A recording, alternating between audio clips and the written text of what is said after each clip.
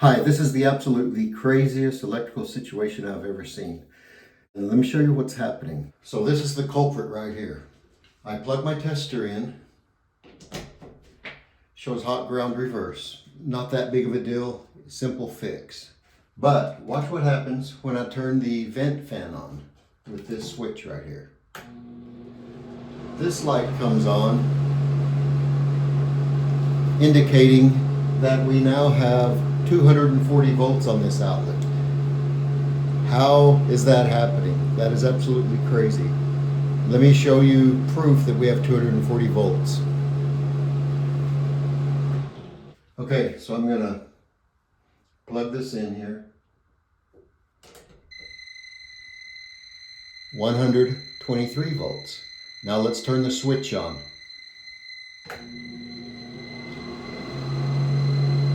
246 volts on this 120 volt outlet.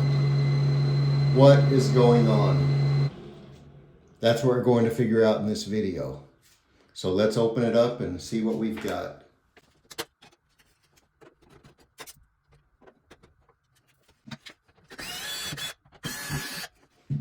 Before I pull this out and start messing with wires, I'm going to turn the breakers off because I don't know what's going on and I don't want to take a chance of getting electrocuted. I'll be right back. Okay, I'm back. I feel safe touching this thing. Pull it out of the wall a little bit so I can get to the wiring. Okay, the wiring actually looks pretty normal. Got the white wires on the neutral side like they should be. And got black wires on the hot side. And you also have the ground wire connected. Okay, let's see what we can figure out here. Okay, I just turned the electricity back on so this thing is hot again. And I've mounted my fluke on the wall so you can see what I'm seeing. So first thing I'm going to do is check the voltage across the receptacle here. 124 volts, 125 volts. Now let's check the voltage across the switch, see if what we've got. We've got 124 volts across the switch. Okay, let's see what we've got on the two neutrals over here. Are you kidding me? 249 volts on these two neutrals, or across the two neutrals. That means we've got both legs of the electrical in this box. Now we already knew that because the lights on my 3-light tester lit up, and also when we plugged this in with the fan running, we had about 245 volts. So we already knew that, but this just verifies it. 245 volts right here on this side of this receptacle. That is absolutely crazy. Okay, let's see what we've got across the what should be the two hots. Okay, we've got continuity. Let's see what we've got with this ground screw. Again, continuity with the two neutrals. What is going on? Let's turn the switch on and check things again. Okay, so we should have about 245 volts on this receptacle. Let's see.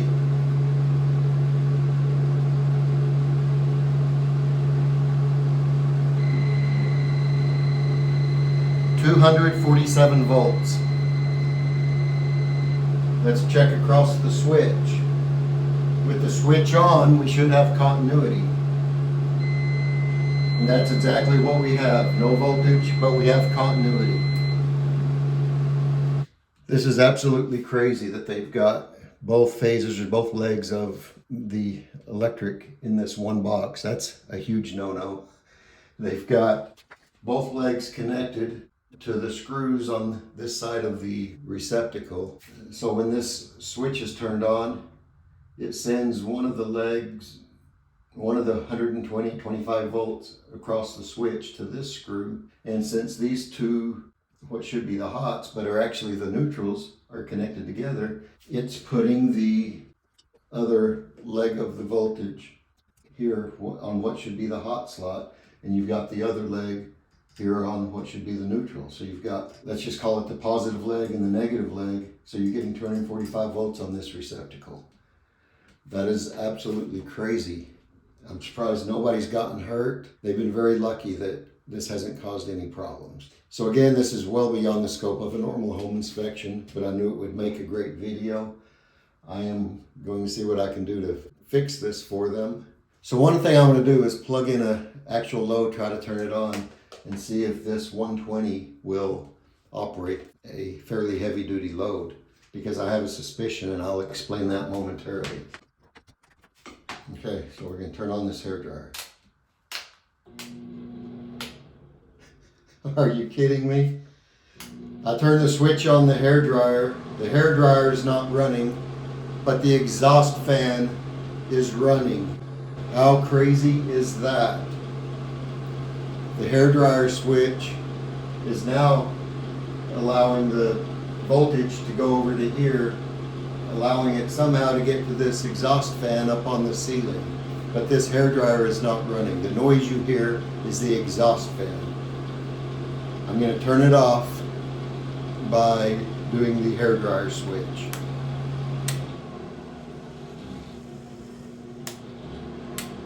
Okay, now the hairdryer is running, but just barely. And the exhaust fan is running barely. This is crazy.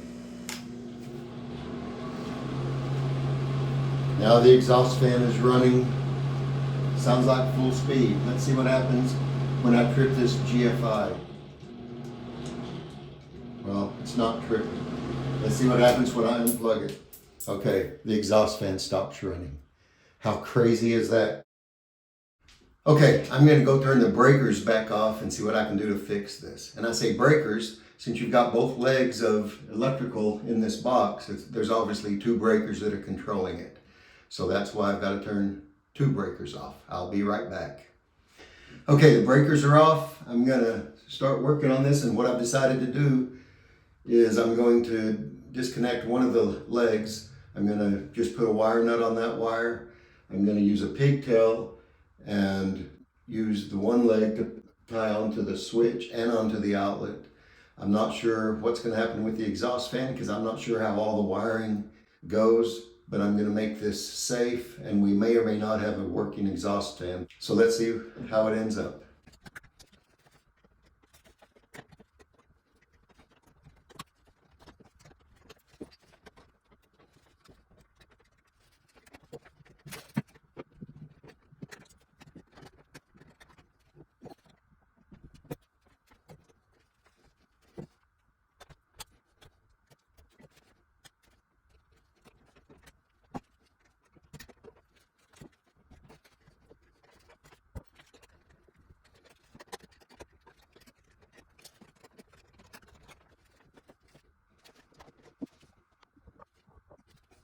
Okay, so here's my pigtail. These are my hots. Yes, the white wire coming in is the hot. It is marked with a piece of black tape. And the pigtails are going to the two hots on this outlet. Then on the other side, and yes, they are black wires, even though they are the neutral wires. I'm not going to rewire this. These are the neutral wires going to the neutral side of the receptacle. So now I'm going to put it all back in the wall, turn the power on, and see what happens.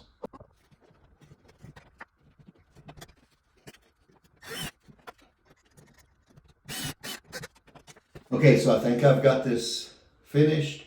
Before I put the cover plate back on, I'm going to turn the power on and just make sure there's nothing else crazy going on, because I don't want to have to take all that off again. I'll be right back.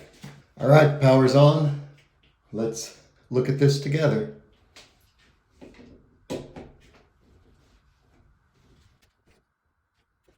Okay.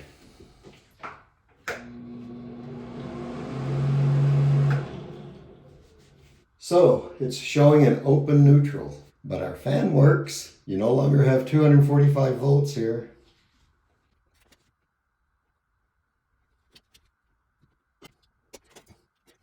Okay. Okay, let's see what's going on, because it shows that this neutral is open.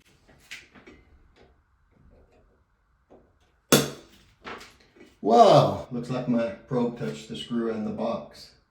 I think we tripped the breaker, so I think I'll have to go reset the breaker.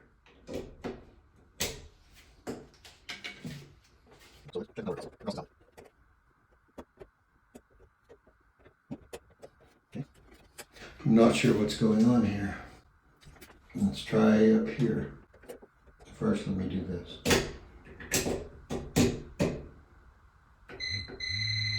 Okay. So if I use this upper neutral wire on this outlet, it looks like we're going to have a working outlet and a working exhaust fan.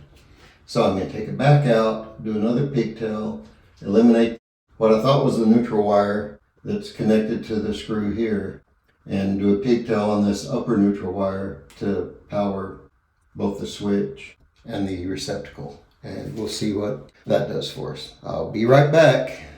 Okay, so the power's off. Let's take this out again.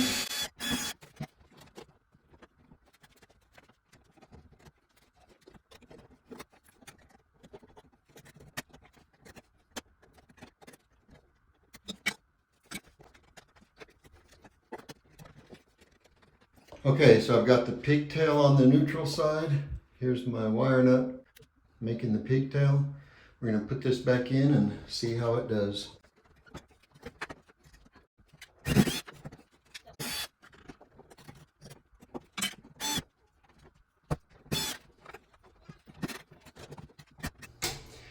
Okay, here it is. I've got the electricity back on. Let's see what we get. Looky there, a properly grounded outlet. Let's try the exhaust fan. The exhaust fan works. We are done. We have a grounded outlet. We only have 125 volts instead of 245 volts, and the exhaust fan works. This project is complete. As promised, here's the wiring diagrams. It's pretty self-explanatory, but I will say that the fan, as long as there's not much current flowing, it just acts like a conductor. But because of the motor and the windings, if there is a lot of current flowing, it does have a lot of resistance, and you're not going to get much current flowing through there. And then when the switch closes, you see what happens. Not much to explain here. You get line 2 voltage all on the right side of the diagram, so basically the fan runs. And then let's get to the hairdryer.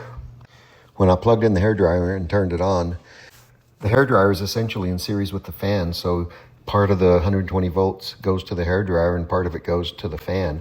I just showed it as about 60 volts after the hairdryer, which means that you have 60 volts on the hairdryer and 60 volts on the fan. Now it could be 30 volts and 90 volts or 40 and 80 volts, I don't know, but the two are in series with one another, and that's why in the video the fan and the hairdryer were running very slowly. That's because they were running on only about half the volts that they would normally get. And that's how this thing was wired. Thanks so much for watching. Have a great day.